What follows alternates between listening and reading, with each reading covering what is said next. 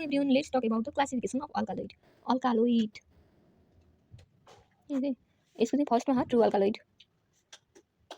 True अल्कालोइड्समा चाहिँ nitrogen in heterocyclic रिङमा हुन्छ. Nitrogen चाहिँ हेटेरोसाइक्लिक रिङमा हुन्छ प्लस एमिनो एसिड डेराइभ हुन्छ यिनीहरू. एमिनो एसिडबाट डेराइभ भएको हुन्छ. अब हामीले चिनेको जति पनि अल्कालोइडहरू छ नि फेमस अल्कालोइडहरू तिनीहरू सबै चाहिँ ट्रु अल्कालोइडमा पर्छन्. तिनीहरू भनेको चाहिँ मर्फिन, कोडिन, क्विनिन, इरोमेट्रिन, पिलोकार्पिन यिनीहरू चाहिँ सबै बिनट्विस्टिन, बिनब्लास्टिन, फाइसोस्टिग्माइन, स्टाइचिनिन नक्सभोमिकाबाट आउँछ नि स्टाइचिनिन त्यो यिनीहरू सबै भनेको ट्रु अल्कालोइड हो. अब अर्को छ सेकेन्ड टाइप भनेको चाहिँ प्रोटो अल्कालोइड. प्रोटो अल्कालोइडमा के हुन्छ भन्दाखेरि नाइट्रोजन चाहिँ हेटेरोसाइक्लिक रिङमा हुँदैन तर यिनीहरू एमिनो एसिड डेराइभ हुन्छन्. अनि यिनीहरूको इक्जाम्पल चाहिँ के हुन्छ भन्दा यिनीहरू चाहिँ अल्काइल अमाइनहरू चाहिँ धेरै पर्छन् है यो प्रोटो अल्कालोइडमा चाहिँ. त्यो भनेको इपेट्रिन, कोल्किकिन, मेस्कालिन र स्युडो इपेट्रिन. इपेट्रिन त दुईटा भइहाल्यो, इपेट्रिन स्युडो इपेट्रिन भइहाल्यो. अनि मेस्कालिन अर्को भयो कल्किकिन. अब अर्को छ थर्डमा चाहिँ थर्ड टाइप भनेको स्युडो अल्कालोइड. स्युडो अल्कालोइड चाहिँ नाइदर यिनीहरूको नाइट्रोजन एटम हेटेरोसाइक्लिक रिङमा हुन्छ नर यिनीहरू एमिनो एसिड डेरिभेटिभ हुन्. नाइट्रोजन हेटेरोसाइक्लिक रिङमा पनि हुँदैन र एमिनो एसिड डेराइभ पनि होइनन्. तर यिनीहरूलाई किन स्युडो अल्कालोइड भन्यो भन्दाखेरि चाहिँ कुनै कुनै अल्कालोइडको क्वालिटेटिभ टेस्टहरूमा चाहिँ यिनीहरूले पोजिटिभ टेस्ट देखाउँछन्. यिनीहरू चाहिँ मेनली स्टेरोइडल, टर्पिनोइडल अथवा चाहिँ सम प्युरिन अल्कालोइड हुन्छ है. टर्पिनोइडल अल्कालोइडमा चाहिँ के भयो भन्दाखेरि स्टेरोइडमा चाहिँ सोलानिडिन यिनीहरूको चाहिँ मैले लेख्छु है सोलानिडिन हैन. अनि सोलानिडिन,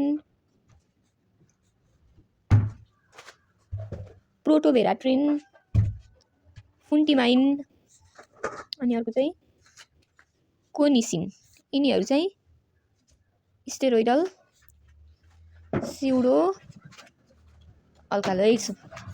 अब 2 मा छ टर्पिनोइडल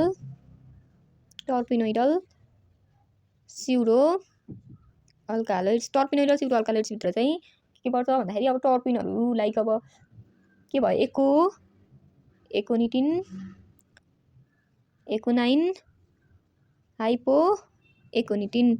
अब अर्को के पर्छ भन्थ्यौँ भने हामीले स्युडो अल्कालोइड भित्र चाहिँ स्टेरोइडल, टर्पिनोइडल अनि अर्को चाहिँ प्युरिन डेरिभेटिभ पर्छ भन्थ्यौँ हैन. अब प्युरिन डेरिभेटिभमा चाहिँ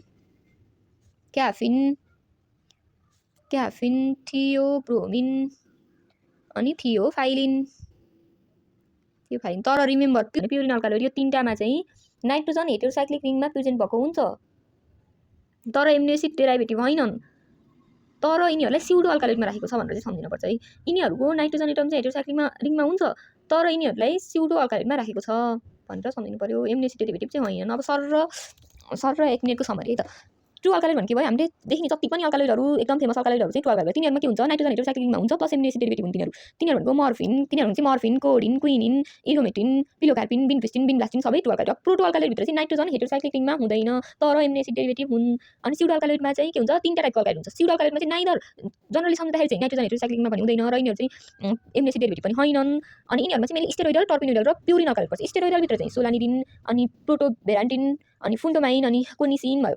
टर्पिनोइडल अल्कालोइडमा चाहिँ एकोनाइन अनि हाइपो एकोनिटाइन भयो. तर प्युरिन अल्कालोइड भनेको चाहिँ यस्तो स्युडो अल्कालोइड हो जसमा चाहिँ नाइट्रोजन हेटेरोसाइक्लिक रिङमा हुन्छ तर यिनीहरू एमिनो एसिड डेरिभेटिभ होइनन् तर यिनीहरू स्युडो अल्कालोइड भित्र पर्छन्. तिनीहरू क्याफिन, थियोब्रोमिन, थियोफाइलिन है.